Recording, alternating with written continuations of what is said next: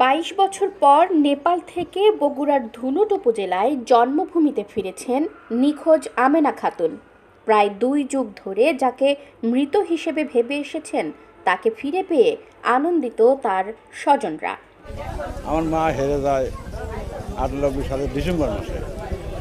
আমরা অনেক খুঁজছি কিন্তু পাইনি। যে জায়গায় হয়তো একটু কোনো সন্ধান পাই সেই জায়গায় যাই, হয় না।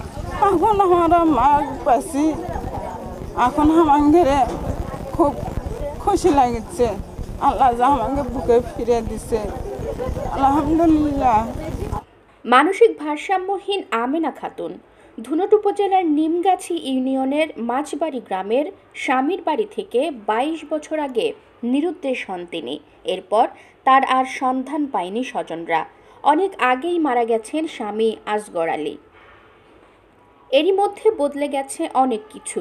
সন্তানদের জাতীয় পরিচয়পত্রে মায়ের নামের আগে বসেছে মৃত শব্দ। মিথ্যা হলেও মাকে মৃত হিসেবেই জেনে আসতেন সন্তানরা।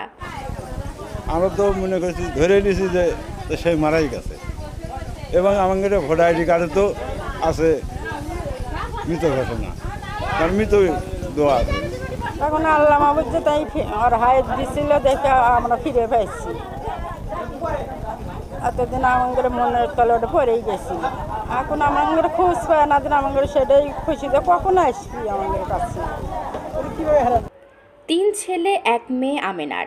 ৮০ বছর বয়সী এই মায়ের বদলায়নি সন্তানদের প্রতি নারী ছেঁড়ার টান। আর সেই টানেই ৩ মাস আগে নেপালের সুনসারি জেলার আমেনার সন্ধান পান তার সন্তানেরা। বাংলাদেশি একটি গোয়েন্দা সংস্থা তার পরিবারের সন্ধান করে। এরপর নেপালে বাংলাদেশের দূতাবাসের উদ্যোগে দেশে ফেরেন আমেনা খাতুন। সোমবার গভীর রাতে তিনি স্পর্শ করেন জন্মভূমির মাটি।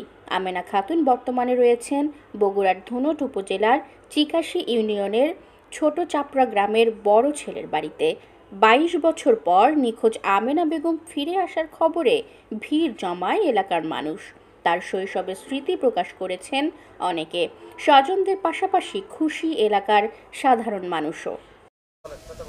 আমেনা আমার যেটা তো বোন হয় বুঝছেন, ওর সাথে খেলাধুলো করছি, একসাথে মিটিং চলেছি বুঝছেন না, হেরে গেল, মনের খুব দুঃখ লাগলো।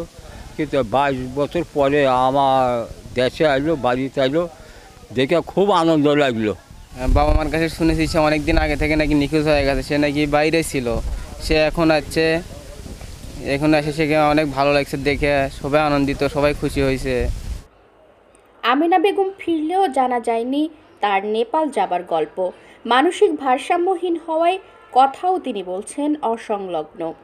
এরপরও ক্যামেরার সামনে কথা বলার চেষ্টা করেছেন আমেনা খাতুন। কাঠমান্ডুতে অনেক লোক গেছে, না ২,০০০ লোক মন্দিরে যায়, ২,০০০ লোক মন্দিরে যায়। আসছিল মন্দির আসছিল, মন্দিরের সব হোটেল আসছিল, হোটেলের কাম করে টাকা আমার কাছে ৫০০ টাকা জড়ো হয়েছিল। আমার ভালো লাগে, তার কারণ কেঙ্কা লাগছে। আলহামদুলিল্লাহ, আমাকেও খুব ভালো লাগছে। এখনো ভালো আছে, এখনো দেখতে যে এই লোকরা লেগাল ওরা খুঁজছে, আমিও সবগুলিকে ভালোবাসি। ২২ বছর পর আমেনা খাতুনকে ফিরে পেয়ে খুশি পরিবারের সদস্যরা। বাকি জীবনটা তাদের সঙ্গেই কাটাবেন এই মা, এমনটাই প্রত্যাশা স্বজনদের।